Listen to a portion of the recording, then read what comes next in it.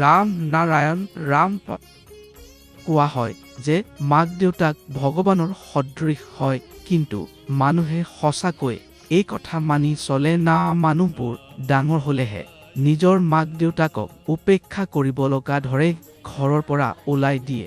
এইদৰে কৰা উচিত নহয়। ইয়াৰ মূল কাৰণ হ'ল ব্যক্তিগত অধিকাৰৰ চিন্তা। যদি পৃথিৱীৰ পৰা ব্যক্তিগত অধিকাৰ শেষ হয়, তেন্তে অধিকাংশ সমস্যা স্বাভাৱিকভাৱে সমাধান হৈ যাব। আজিকালি যি মানুহে গঢ়া শিক্ষা ব্যৱস্থা আছে সেইটো ঠিক নহয়। তাত গুৰুকুল শিক্ষা নাই, তাত প্ৰকৃতিৰ ধৰ্ম নাই, প্ৰকৃতিভিত্তিক শিক্ষা নাই। এনে পৰিস্থিতিত মানুহে ভাল কথা কেনেকৈ শিকিব? সেয়েহে দেশত প্ৰকৃতিভিত্তিক শিক্ষা প্ৰৱৰ্তন কৰা অতি প্ৰয়োজনীয়।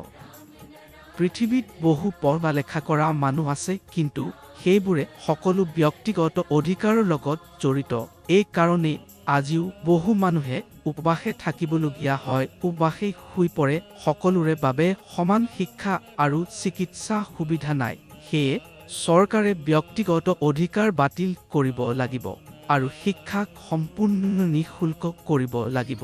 ইয়াৰ ফলত সকলো মানুহে বুজাব পৰা হ'ব আৰু এইটো বুজিব পাৰিব কোনটো সত্য আৰু কোনটো মিছা।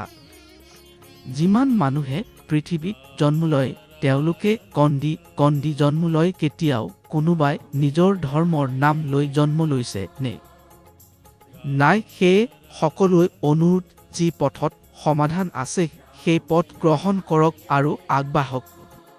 আপুনি প্ৰকৃতিৰ পথ গ্ৰহণ কৰা উচিত। আপুনি প্ৰকৃতিনিৰ্মিত খাদ্য খায়, প্ৰকৃতিৰ অক্সিজেন লয় আৰু প্ৰকৃতিৰ সৃষ্টি কৰা পৃথিৱীত বাস কৰে। কেতিয়াও প্ৰকৃতি অথবা পৃথিৱীয়ে আপোনাৰ পৰা টেক্স ল'ল নেকি?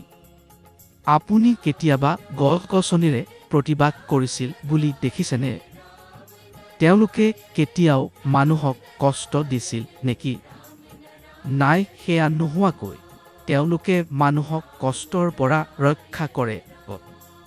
ধৰ্মৰ পৰা আমাৰ শৰীৰ গঠিত, কিন্তু আমি ধৰ্মৰ পিছে দৌৰো। কিছুমানে জাতি-পাতিৰ পিছে দৌৰে, ধৰ্ম নহয়। প্ৰকৃতিক গ্ৰহণ কৰক। যদি আপুনি কোনোবাক অধিকাৰ দিয়ে, তেন্তে সেয়া আপোনাৰ ফাইদা ল'ব। সেয়ে কোনোবাক এনে অধিকাৰ নিদিব।